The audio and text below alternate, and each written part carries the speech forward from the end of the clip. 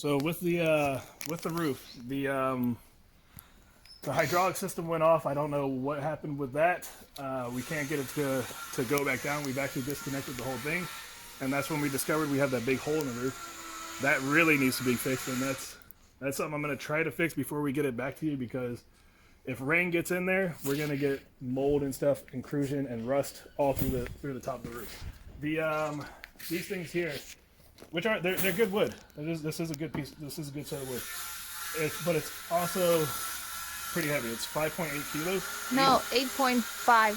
Oh, 8.5. Yeah, that's right. 8.5 kilos per piece, and there's 13 of them. No, it's 5.8. Sorry. 5.8? 5.8. We could definitely reduce the size of this.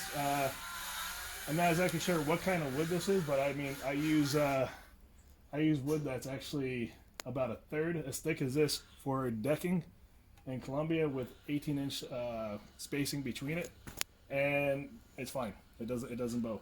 If we need to reinforce it, we could easily throw like a small piece of aluminum strip across, which would be a lot lighter than having 13 big old slabs. 100 kilos.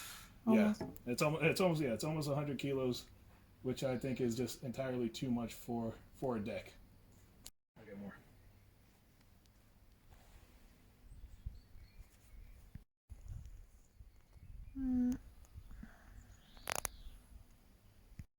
Another little side note, it doesn't seem like this does anything at all. I mean, on or off, everything still continues to run with this on. If I shut this off, which is just, should be the solder, and leave this on, everything shuts off. Shut it off. Yeah, everything just sort of stays off as well. I mean, I don't know. I don't get it. Yeah, I was hoping that this here would isolate the battery, would isolate, everything going out from the battery, and this here would isolate the solar into the battery. At least that was my understanding. So with the roof, the hydraulic system went off. I don't know what happened with that. We can't get it to go back down. We've actually disconnected the whole thing, and that's when we discovered we have that big hole in the roof. That really needs to be fixed, and that's something I'm going to try to fix before we get it back to you, because if rain gets in there, we're going to get mold and stuff, intrusion and rust all through the top of the roof. These things here, which are they're good wood. This is a good piece. This is a good set of wood. But it's also pretty heavy. It's 5.8 kilos. No, 8.5. Oh, 8.5. Yeah, that's right. 8.5 kilos per piece, and there's 13 of them. No, it's 5.8. Sorry. 5.8? 5.8. We could definitely reduce the size of this. I'm not exactly sure what kind of wood this is, but I mean, I use wood that's actually about a third as thick as this for decking in Colombia, with 18-inch spacing between it, and it's fine. It doesn't bow. If we need to reinforce it, we could easily throw like a small piece of aluminum strip across, which would be a lot lighter than having 13 big old slabs. 100 kilos. Almost. Yeah, it's almost 100 kilos, which I think is just entirely too much for a deck. One that we did have a problem with was the electrical. We started having that electrical issue where shit was just going crazy and flashing all over the place, and this thing kept turning on and off. The electrical shutoff is all contained under there. We need to have another access panel, an emergency access panel, so that we can reach in and shut it off, either through there, or we need to have something somewhere that we can actually get to. So let's go in here real quick.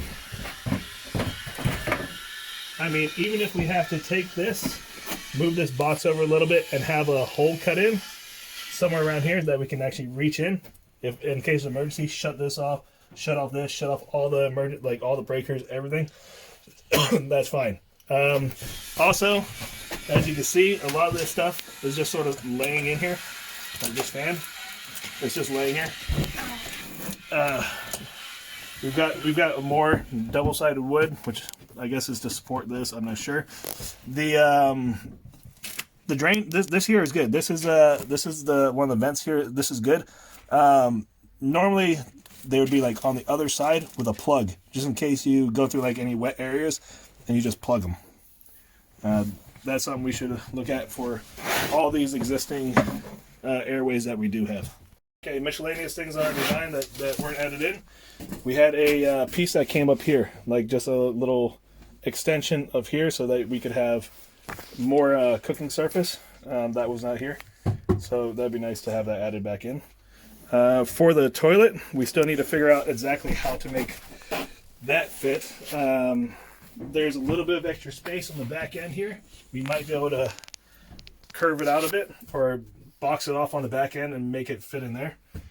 I'm not sure. For the insulation, I was thinking about maybe popping holes in here and then foam filling for basically all of these dead spaces, trying to avoid the mechanisms, of course. Going back to this diesel heater, this diesel heater needs to be, of course, away from anything with water. I'm pretty sure that thing is burnt out now. I don't know what's going on with it. Either way, this isn't the type of diesel heater that I'd wanted. We had talked about that. I wanted a hydronic system. This one here is just a standard diesel air. And I looked at the price. The price of this thing's like, what, 450 euros? And I know you charged 1,800. Maybe that's for everything with the install. I get it. But I would still want a hydronic system. So I want to get that thing out of there, put a hydronic system in there, because I do not want to be running the hot air for 20 minutes while this whole thing recycles. When with a hydronic system, it's just hot and it's instant water. You don't have to sit there. You don't have to run the AC. You don't have to do anything. It keeps your engine warm. It's a much better, more efficient system. Okay, insulation and some other miscellaneous things. We noticed that as soon as the heater turns off in this car or in this van, it turns to ice, like immediately. It's not very well insulated in a lot of places. One being here, there's no insulation at all. And trust me, you can feel it. This feels like a freaking cooler when you're standing here and it's just blowing cold air at you somehow. As well as this door here, extremely cold, as well as the back door. Underneath here, we get a lot of condensation right over all that electrical because there's no insulation. Yeah.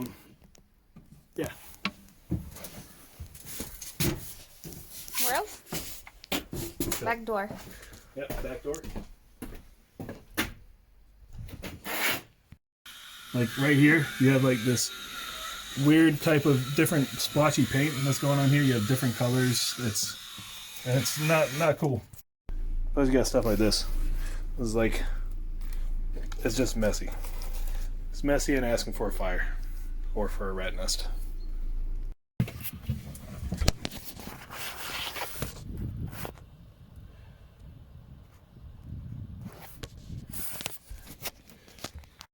One other thing with the shower system, the way you have it set up right now is actually very unsafe. For one, recycling water back through where you're going to have drinking water, running water can just cause a lot of cross-contamination, which I am very, very big on. I hate cross-contamination, as well as having unfiltered main tanks. I believe I sent you my original design where I had a fuck ton of filters going through everything.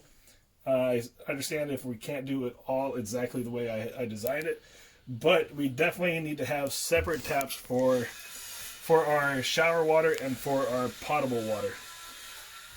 On that, with the diesel heater, this is another thing when it comes to safety. Everything needs to be safety.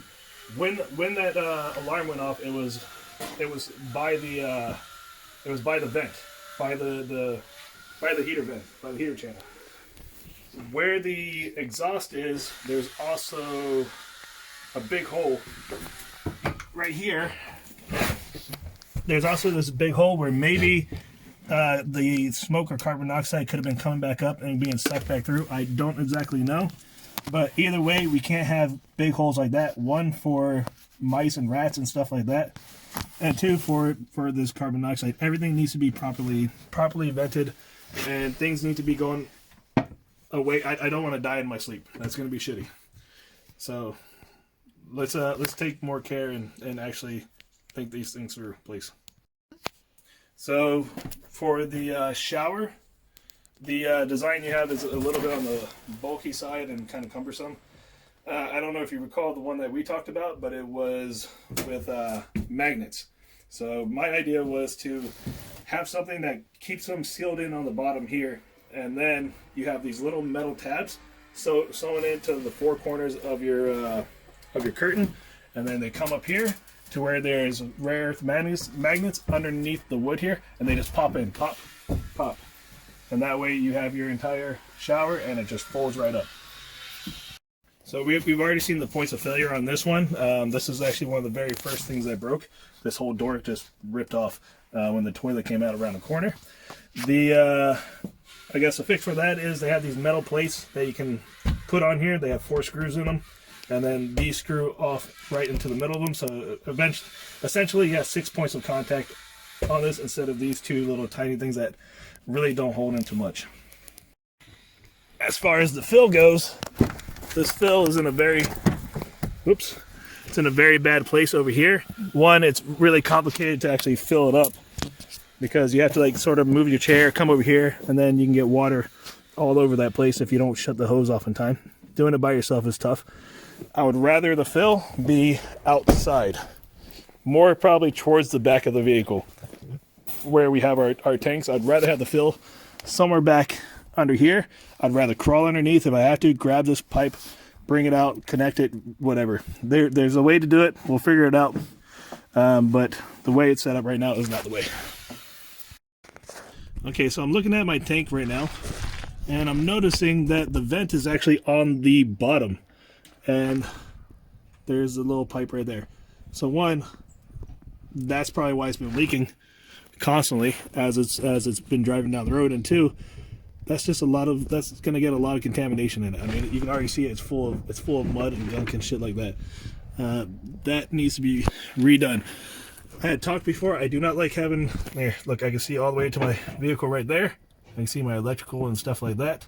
So that could be a problem with quite a few things, to be honest. Definitely a place for rats and mice to get in, so we need to seal all this stuff up. I don't like having tanks laying low like this one is. I get it that it's still equal or maybe even a little bit higher than our axle there, but with the axle, as you're going over a bump, your tires are hitting it and you're getting that extra lift. On this, I've hit it somewhere. It might be here. Yeah, it's like all rough right here, where I've actually scraped this thing on the ground a few times. It's really low. Not a good place for it to sit. I'd rather have it closer towards the back there, off towards the center where there's a space. There's a bunch of empty space over there where there's supposed to be a spare tire and other stuff. Like I said, if this tank doesn't fit, then we can get one that does fit. This isn't going to work for me. It actually looks like it's coming down as well. Yep, no side note, I know I mentioned it in the first thing, but yeah, all the trims on these came off. All the stuff up there on top of the fridge. A bunch of little things have just popped off here and there. Like this little thing over here.